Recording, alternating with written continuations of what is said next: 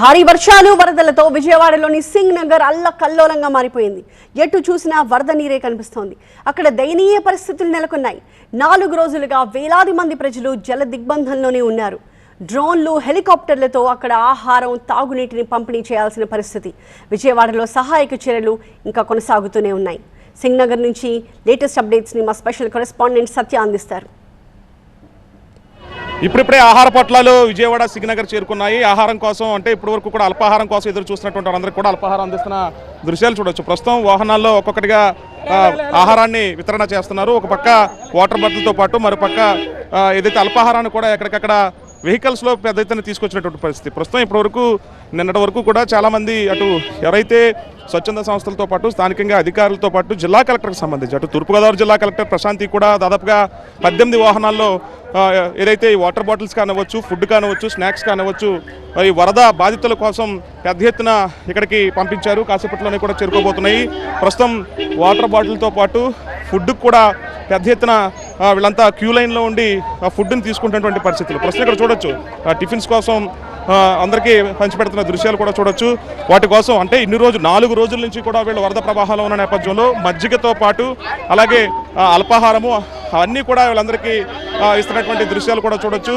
స్థానికంగా అధికారుల దగ్గరుండి పర్యవేక్షిస్తూ కూడా స్థానిక కమిషనర్ కూడా ఇక్కడే ఉన్నటువంటి పరిస్థితి. స్థానిక అధికారులు ఎక్కడికక్కడ చంద్రబాబు ఆదేశాలతో, సీఎం చంద్రబాబు ఆదేశాలతో పెద్ద ఎత్తున వీళ్ళంతా కూడా మజ్జిగ ప్యాకెట్లు అలాగే వాటర్ బాటిల్స్ ఆహారాన్ని కూడా అందిస్తున్నటువంటి దృశ్యాలు మనం చూసుకోవచ్చు. ఇప్పటి వరకు కూడా 4 రోజులు అయింది. వాళ్ళందరికీ కూడా ఆహారానికి చాలా ఇబ్బందులు పడ్డారు.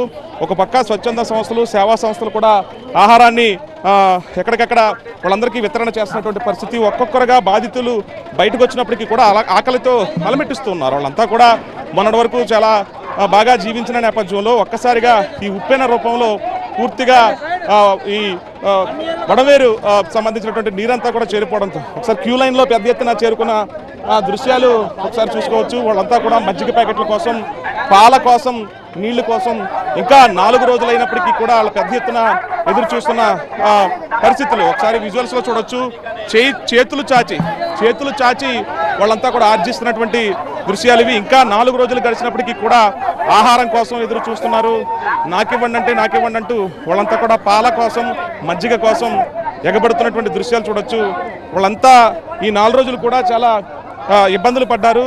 ఆహారం, నీటి కోసం లోపల నుంచి కట్టకట్టలాడుతూ వరద ప్రవాహం అంతా కూడా ఇళ్లలోకి వెళ్ళిపోవడంతో కేవలం కట్టుబట్టలతో బయటపడ్డ వీళ్ళంతా కూడా పాల వ్యాన్ దగ్గర వాళ్ళంతా ఇస్తున్నటువంటి దృశ్యాలు కూడా చూసుకోవచ్చు. ప్రస్తుతానికి ఆహారంతో పాటు మజ్జిగ పంపిణీ అంటే మూకుమ్మడిగా ఎవరో రావద్దు, క్యూ లైన్లోనే ఉండండి అనేది వీళ్ళు మొదటి నుంచి చెప్తూ ఉన్నారు. నిన్న డీజీపీ కూడా పర్యవేక్షించారు. ఎక్కడ కూడా మూకుమ్మడిగా వచ్చి ఎక్కడ వీళ్ళంతా కూడా కొట్టుకునే పరిస్థితులు ఉంటాయి కాబట్టి అలాంటివి ఏమొద్దు అంటూ కూడా అందరినీ క్యూ లైన్లో వచ్చిన తర్వాతే ఫుడ్ని సప్లై చేస్తామంటూ కూడా ఇటు పోలీసులు కూడా చెప్తున్నటువంటి పరిస్థితులు ఇక్కడ ఉన్నది. ప్రస్తుతానికి ఆహారంతో పొట్లాలన్నీ కూడా ఇటు మజ్జిగ, పాలు కూడా పంపిణీ కార్యక్రమాలు ఉదయాన్నే మొదలయ్యాయి.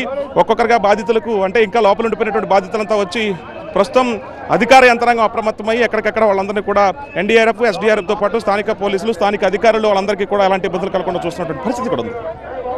వెంకట్తో కలిసి సత్య టీవీ సింగ్ నగర్ నుంచి.